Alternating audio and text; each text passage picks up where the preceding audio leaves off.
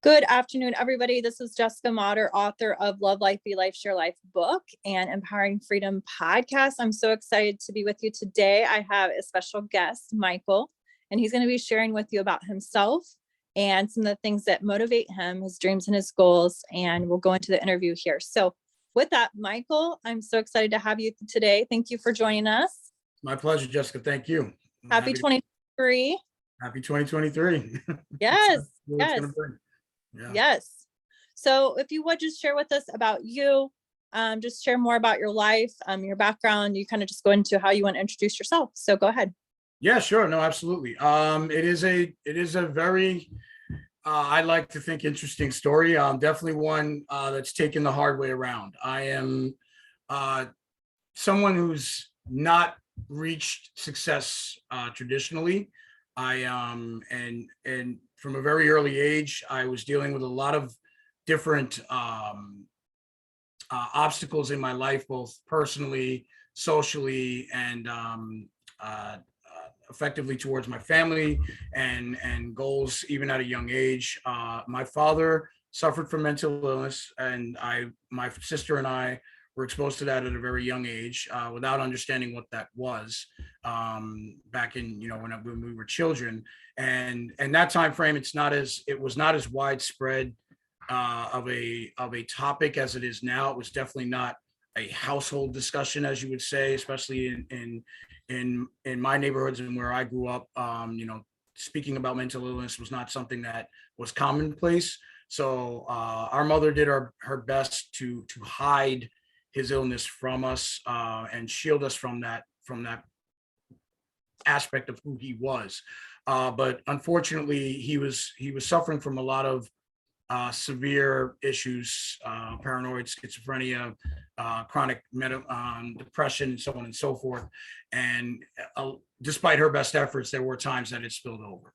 We didn't know how to handle it as children, and due to our personalities, we both dealt with it in our own way. She introverted and became a very strong academic, which carried her into her illustrious medical career, which she follows now today. And I unfortunately went the other way. I was very rebellious. I had a very hard time dealing with it emotionally, and it caused me to have a lot of problems with authority and dealing with things on a structured nature. So school, social connectivity, of those aspects were very difficult for me to deal with as a young man. And unfortunately, I started to run with the outside crew, and then the quote unquote, wrong crowd, or whatever you want to call them. I don't like using those terms, but it was not the social norm, and I was exposed to things like drugs and alcohol very early. I think I had my first experience with drugs and alcohol at 14, and I unfortunately come from a family that is prone to alcoholism in our background, and it latched onto me very quickly. And I began drinking habitually by the time I was 16 years old, and it followed me throughout my life. And unfortunately, that shaped the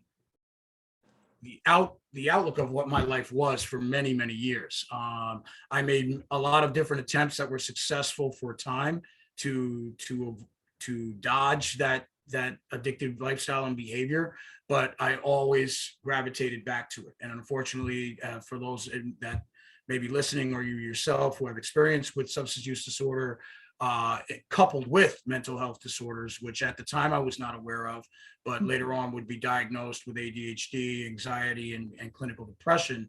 It is not something that is easily managed without proper support and training. And I was unaware of the aspects that were available, nor was I looking for them, to be honest. I had reached a point in my life that I had thought that this was how it was going to be. And I became very comfortable in the mediocrity of where my life had been. And unfortunately, that was not sustainable. As I grew older, I got more problems, that compounded into legal issues, loss of careers, family members, loved ones, all the norms that you hear from the tragic stories that come from those suffering from addiction. And I was not someone that did not attempt to rehabilitate. I joined numerous groups, programs, counseling, inpatient, outpatient, partial hospitalization, name it, I did it. Nothing seemed to be very effective. And one of the reasons why was that I was someone that required the knowledge for myself to be able to reach my goals. And I was dealing with a lot of trust issues, not just from family, but from social aspects that didn't work out throughout my life. So asking someone to take the reins of my recovery was not something I was prepared to do. I wanted to be able to have some type of administrative role in what that program would look like for me. And unfortunately, there were no programs that I was exposed to at the time that did that for me. And I went for a long time thinking that there was no hope for me. I joined the military in my 20s, and I served 6 years as a Army National Guardsman for the 42nd Infantry.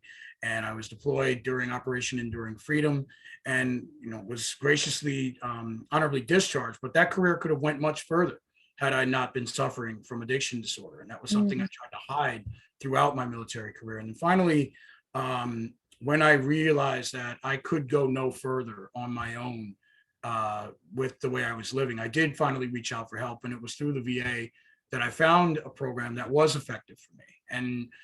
And there was nothing I would say that was specifically different about any of the goals and aspirations about the program I found. What was significant was that it was what worked for me, and Right. it adhered to what I was looking for, rather than me trying to conform to someone else's idea or modality of what my recovery should look like. And when I found that program and I succeeded at it, the first thing that I wanted to do was give back, because I knew there were so many people like me who had the aspirations to change, but just did not know of the different types of programs that were available for those suffering from mental health disorders or substance use disorders that were not finding success with the traditional programs that are normally offered. So I immediately became a volunteer for this program. I did that for a number of years until I was offered a position with the program, which what I have been serving with as their outreach director for the last 2 years, very proudly, which unfortunately just recently ended. But it was the highlight of my life, I would like to say, because I have definitely geared my professional and personal life to aiding those to find their pathways of change. And that is what I found purpose in. So that's where I am today. And even though I am not employed anymore by this organization, it has not changed my aspirations to continue that work. And that's what I'm currently doing now.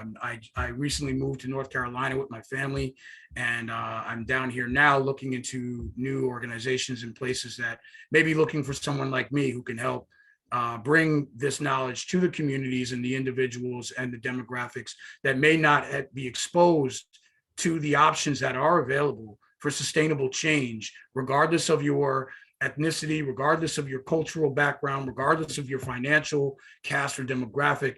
There are ways to change, regardless of what they may have been told.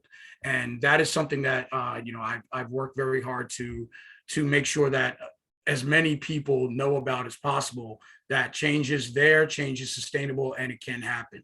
And that's what I've geared my life towards the last 5 years of my life, which I've been very, very proud of. Wow, that sounds like a lot in 5 years. Congratulations Thank you. Thank on you. all of it. I mean, you're talking, I'm like, I can see you like on a stage helping people. I can see you coaching and training people to have that change, right? Because you've been able to do it. You've been able to overcome. I relate to, having someone in my family have schizophrenia and mental illness stuff, and people addicted to, drugs and alcohol, and how it's affecting the family and it's affecting people. And it's very real. And it's like you said, there's coping that has to happen. There's trauma that's happened. And it affects lives. It really does. And like you said, back in the day, it wasn't something that was talked about, right? Yeah. And Right. still, in some families, it's still not talked about. Like, Right. I can Right. relate to that, right? there's still this like, okay, everything looks okay here, right? But it's like, no, it's not okay. And it just gets worse and worse until we start having, this change happen. And, it's just like any type of mindset. It's just like any type of anything that you can think of, but like until you have that change, it's going to continue to affect generations. Right. And it becomes a generational problem. And it's something that can be changed through generations and through families. And it doesn't have to be that way. It can be changed. So I appreciate that of everything you've experienced and overcome, because I feel like your message is going to impact lots of lives. And, even if it's just one life, that's one life changed, and it makes a big difference. So I'm sure you've impacted people already, but I feel like you're very well spoken. You have a gift for it, right?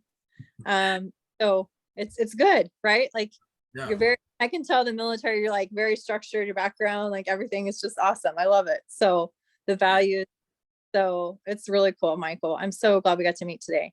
Thank you. So something I usually ask on these interviews is, say tomorrow you win the lottery, Okay. time and money aren't an issue. What would you do with your time? I mean, obviously, nothing changes about what I've just shared in the last 15 minutes. I would just expand on it. Unfortunately, in our society, a lot of times change comes from opportunity, being in the right place at the right time, or having enough money to pay for that right place and right time. And sometimes it's just about putting in the effort to do that. And it's for me, building a community and building a network of change and recovery. From what I've seen in the 2 years that I've worked in the nonprofit field, it's not that the willingness of the public isn't there. People want to know about these programs. People want to know about what is out there available for me that I can do that I haven't tried yet. And a lot of times it's just finding the platform to be able to shout that to the heavens and say, look, this is what's here. Let's find what's effective for you. And that's the other thing about what I would do, is I would create that international network, because it's not just about what we do here in the States. It's about what we do as a global community, because I mean, these problems affect humanity, and each culture deals with them differently, and we need to respect that. Unfortunately, in the recovery field, we're very slow to change. You know what I mean? And I'm sure if you know anything about the history of treatment of addiction, I mean, it's only been about 100 years since we've modernized techniques towards peer-to-peer support. With the Minnesota method and 12-step being one of the first and prominent to be successful. And I mean, that just happened in the 1930s. You know what I mean? So like we're before that, some of the treatments towards addiction and mental health were absolutely barbaric, Right. and some places around the world still handle it that way. So I think it's important that if I had the ability to not have time or money as a hindrance, I would create that network that could be accessed globally, that we would treat people as an individual, regardless of the fact that we may be suffering from a commonality, i.e. substance use disorder, mental health disorder. The fact that this person and myself may share a commonality in addictions doesn't mean we both reach our versions of recovery or sustainable lifestyle balance the same way. And I think it's very archaic to believe that cookie cutter mentality towards treatment is still effective in the 21st century. I mean, we don't treat any other major medical affliction that way. We assess the patient, we understand what they need, what treatments will be most effective due to their age, their health, their demographics, so on and so forth. So many different factors come into play when we create a treatment plan for someone suffering from a disease, say of cancer or diabetes, right? Even though we know there's a lot of commonalities in these afflictions, we don't treat the patients the same. We always go by what that particular patient needs. It doesn't translate that way all the time in recovery when we're talking about substance use or mental health. But I believe I've seen how effective it is when we do. So I think that's what I mean, that would be my major goal, is to create an organization that would be able to orchestrate a global network of communication to help individuals assess their particular needs towards what their recovery means, and not judge them for what they feel recovery is. My idea of sustainable lifestyle balance may be different from yours, Jessica, but it would be very irresponsible for me to tell you how to live your life about what makes you happy. And I think that's another thing that's a problem in the recovery field. We believe, well, you just got to stop using, you'll be better. And that's not always true for everybody, right? And people don't just get better, you know what I mean? Just because things stop. There's a lot that goes into play beyond the use or beyond the abuse of certain substances, if we're talking about substance use disorder. So I think the human element is lacking in a lot of approaches, and I would love to be able to have the position to create something like that on a global scale. So that's what I would do with my money. Yeah, absolutely. Now, what is your thought as far as, obviously there's different forms of, and you said treatment, like there's different forms, right? Like not everybody's the same. Some people need medication. Some people don't need medication. Sometimes they can use an herb and that herb helps them. Right. Or maybe it's someone who, they can use other things to help their recovery.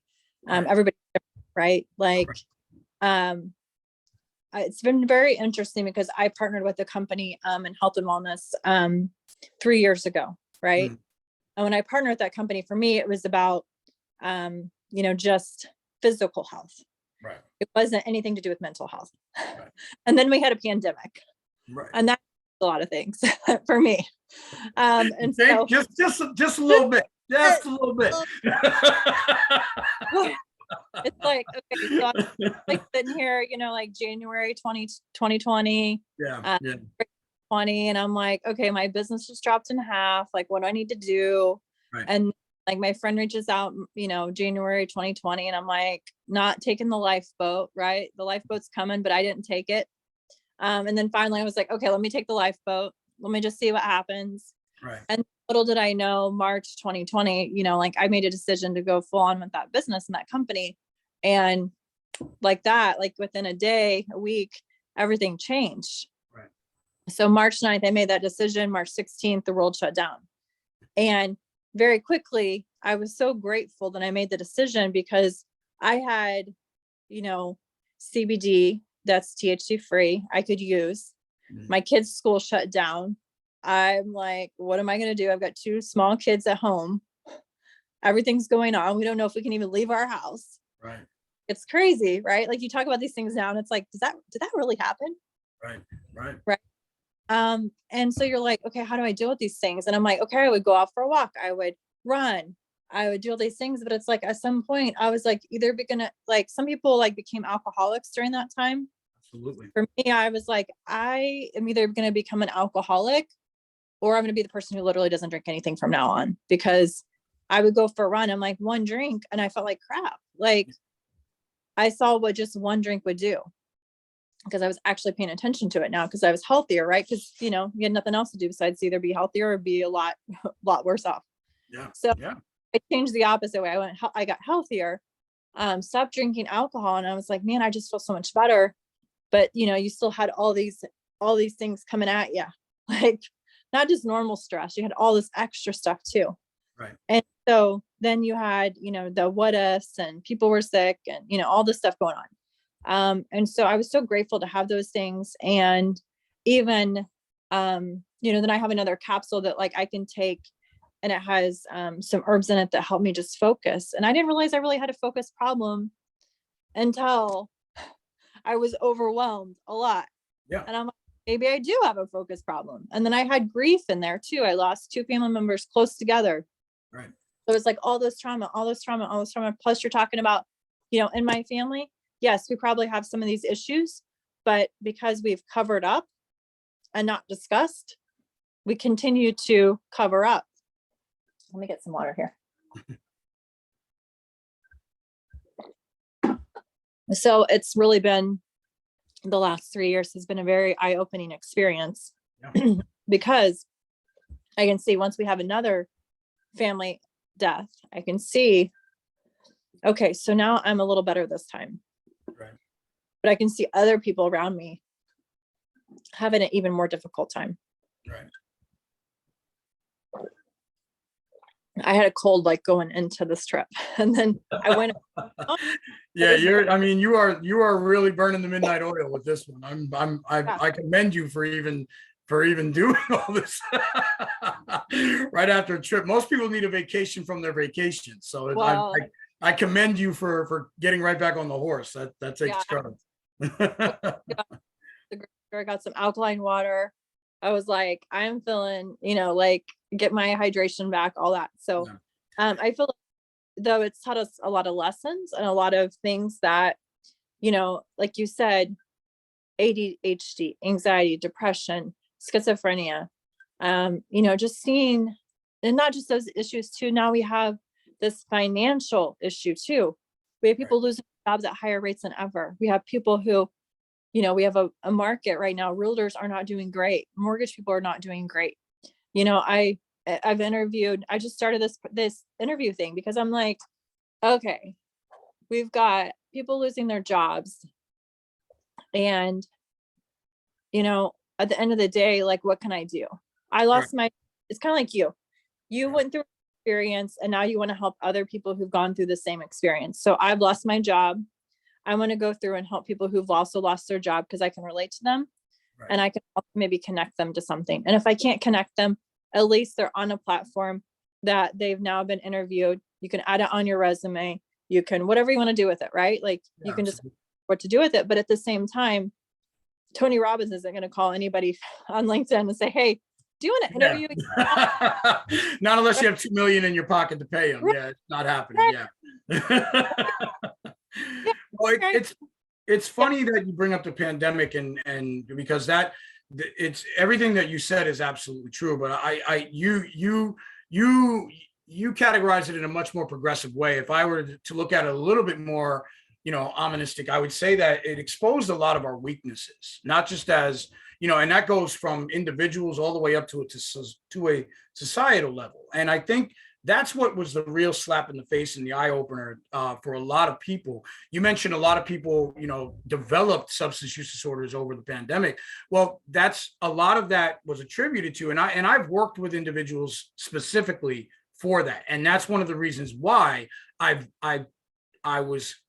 advocated for recovery augmentation rather than straight up abstinence for everyone. Right? Not everyone that has a drinking problem is an alcoholic, right? Not everyone that has been exposed to drugs is a drug addict or whatever stereotype or stigma that you want to use. Sometimes situations can cause individuals to make the wrong choices because they're not exposed to the tools and skills necessary for them to respond rather than react. And for many people that were trapped in the pandemic, like you said yourself, their home became a blend of a lot of different things. It became a nursery. It became a school. It became a place of work. It became your respite. There was no break involved in any of these formats, and they all began to blend. So obviously emotional levels, stress levels skyrocketed, and people were ill-equipped to deal with that the way they normally did. Oh, I'll just go to the gym. I'll just go to the club. I'll just go here. Now you can't do that. What do? Right? When you don't have your natural escapes to deal with these stressful situations, how do you adapt? And a lot of people didn't know how. So substance use skyrocketed, right? So I've dealt with people that had those particular issues in my line of work, and I've helped them get back to a life of normalcy by simply reminding them about their priorities, their hierarchy of values, where their goals and intentions need to be, restructuring their stress relieving activities to something that can adapt to the new lifestyle that they're in now, where they're still able to focus on their self-care, be able to create that space within this limited new space, and therefore start to open up new new activities, new options, and new methodologies to relieve that stress that are not harmful to not only themselves, but to the people around them. Because as you know, substance use just doesn't affect the one person using Right. it. It is a all family encompassing disorder. So these were things that we worked on and worked them out effectively, because a lot of times it was just about introducing the right tools to the certain stages of when these things happen. And once we interjected the correct tools rather than the interjection of a substance like drugs or alcohol to deal with that stress, and we substituted that action with something healthier or productive, we started to see change. And not only did we see change, as long as they stayed with it and cultivated it and practiced it and got better at it, we saw sustainable change. And this way, people were able to recover and get back to a life of normalcy that they enjoyed prior to the pandemic. And that's something that the recovery community was also exposed to, because a lot of people didn't know how to adapt their programs to now not being able to sit in a church basement and have groups for 2 to 3 hours at a time in small circles. Now we have to do everything via Zoom. Now everything's online. What are we going to do? And some adapted and some didn't. But that's what I've been, when I speak in public forums and I talk about recovery augmentation, I'm talking about recovery as a whole person approach to wellness and lifestyle balance. What do we need besides just the classes, besides just the medication, besides just the mutual peer support? How do we bring all of these things together to create an individual platform that is tailor fit for the person suffering from the disorder? And that's what I mean by recovery augmentation, is that what I work for is not focusing on one specific program, but let's take bits and pieces of all of them and put together something that works for the individual, right? And that's what we used to do when I was dealing with, when I was working as outreach director. So that's what I enjoyed with the job, and it was unfortunate to lose it. Obviously, I have a passion for this, and you can hear it when I speak, because it's the life I lived, and it's the life I'm still living. And I have no desire to do anything else but this. So hopefully I can eventually find someone who is willing to take the risk, because unfortunately my life does not translate very well on paper. I don't have a college degree. I have that incarceration under my belt and things that I've gone through in my life that were problematic. But again, as I tell people, when I tell them to move away from stigmas and labels, I tell them, if you look at me and only see the alcoholic, if you look at me and only see the ex-felon, if you look at me and only see the person who's lost their job, you're not seeing the whole picture. You're not seeing the person that can benefit from this mutual, extraction of collaboration of skills and entrepreneurship. You're not getting that experience that I've had from overcoming these things successfully and being able to translate that to others to a method that they understand and are able to incorporate into their own lives. You won't get all that if you don't get past the resume, so to speak. So it's been very difficult, especially in this market, because another thing that hasn't adapted to the new job era is the job scene. We're still using search engines that are designed for the in-person interview, and we're looking for things that no longer really translate well post-COVID era. And unfortunately, that needs to change, which is why you see so many good people out of work. And yet you have all these companies saying we can't find anybody because they're looking in the wrong places or they're looking ineffectively. And I think a lot of things still need to change about where our society is now to where we were 3 years ago. And we're still working on that. But thankfully, people like yourself and others who are working towards getting messages out, like mine and other people that have something to say, will hopefully reach the right ears and get these changes going, so that no one else does suffer the way we have. And that's something I look forward to aspiring to. So yeah, absolutely. This is great. Yeah. Well, that's great, Michael. Thank you for sharing that. And, you're so, my gosh, I think about, you're so knowledgeable in the field, but then you're so passionate as well. So there's, and like you said, on paper, guess what? Like, I'm that type of person that's like, okay, yeah, you have a degree, but do you actually can you talk to people? Right. Like, can you have a real conversation with somebody, or are you just a person typing on the computer? Right. And there's a person for every type of job out there. There's a person for every type of opportunity. And there's also a person out there for every type of mission or project or whatever you want to call it, right? So I believe that, this is giving you, preparing you for your next opportunity, and you'll be a blessing to help people. Thank you. And Thank you're you. already a blessing to help people. I mean, honestly, like you could start your own podcast. You could start right? I mean, I would love to. I honestly would have no idea how, but Hard. Really, like if I can do it, I mean, I literally, my 4-year-old's watching Netflix right now. uh-huh.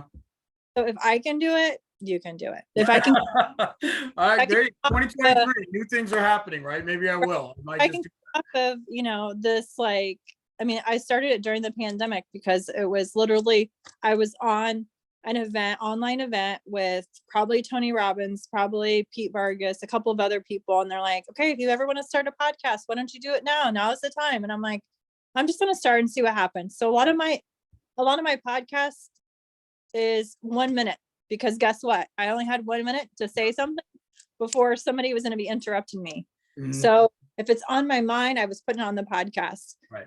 And more recently, I had a couple in Wisconsin. They both lost their job right before Christmas, and that's when I lost my job. And so I was like, man, maybe I talked to them on Zoom. I learned more about them than I would have ever otherwise. Right? I asked questions. I got to know more about them. Why don't I just start doing these interviews? Like, why not? Right? Yeah. Every time I would do an interview for my my health and wellness business. We help physical, financial, spiritual wellness. Every time I would do an interview for that, LinkedIn would shut me down because they were trying to compete with my job application. They're trying to charge me for my post, right? So I would post for a wellness entrepreneur, and within a few days it would get shut down. Yeah. Why is this getting shut down? Well, because they say it's against their rules to try to recruit for what I'm doing. Right. And I'm like, okay, if I don't recruit for that, then how can they shut me down? So I was like, I need to start doing something different. And so that's when I started last week. So Wow. why not? Right. Listen, I'm grateful that you did. I think this is, not just because I'm on, benefiting from it now, but I think the message, people need to know that there is a platform where they can hear these stories and understand that there are those that are going through what they're going through, that haven't lost hope, that understand that, it is worth fighting for what you want to do with your life. I know how easy it is. And I said this on my LinkedIn page, and I think you actually liked the comment. I said, it's very easy to settle. It's very easy to say, all right, this job would pay my bills, and I could put food on the table for my family, and I wouldn't have to worry about the money, but I know I would hate every minute of it, right? Yeah. But as adults, as parents, as responsible individuals, many times we make that choice because we feel like we're being, it's better to be rational than to, put our money on the abstract and hope for the best. Well, I'm not talking about hoping for the best. I'm talking about working towards what you truly deserve and what you want to do. Because yes, I could have taken, some job outside of my field at an entry level and made it at least enough money to pay my bills. I could be working one right now. As a matter of fact, I turned one down last week where I was going to be starting training, and I had the full support of my family behind it. Why? Because they know what I do. They know how passionate I am about it. They know about the lives that and not only I, but my wife and I as well, because she also works in the recovery community as a volunteer. The lives we've affected positively, the change that we've seen, the people that have thanked us, that have been able to turn around their situations because of our interactions. I don't want to throw that away just because it's practical. And I don't think anyone else should either. I think everyone has the right to strive for what they believe in and what they want to do, because I don't think that's a pipe dream. I don't think that's abstract hope. I think that's everyone's God-given right. And that's exactly why I'm on here today, because I want others to know that it's okay to believe that you can get that job that you deserve, because you do. And you can work towards it every single day that you're out here. And, people like you are helping to get that message out. So thank you very much.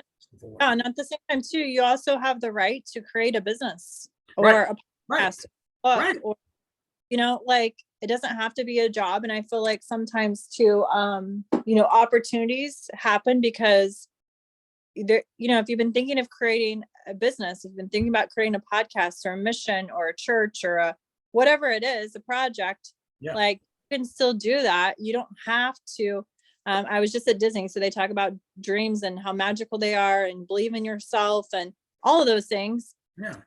This is exactly what I tell my kids. This is exactly what I tell myself and my team and the people I help. But at the same time, like, I feel like society may make you think that you can't do that because you need to quickly find a job. Right. I lost my job 6 years ago quickly. I mean, I luckily had some support and a mentor and coach who was coaching me to make 6 figures a year online. Right. And I called her back and said, hey, remember how we were just talking about that plan? Now we have all the time in the world. Right. And, so that was my stepping stone. Otherwise, most people in my family, most people in my life were like, oh, you're going to go get a new job? I'm like, oh, I don't want a new job.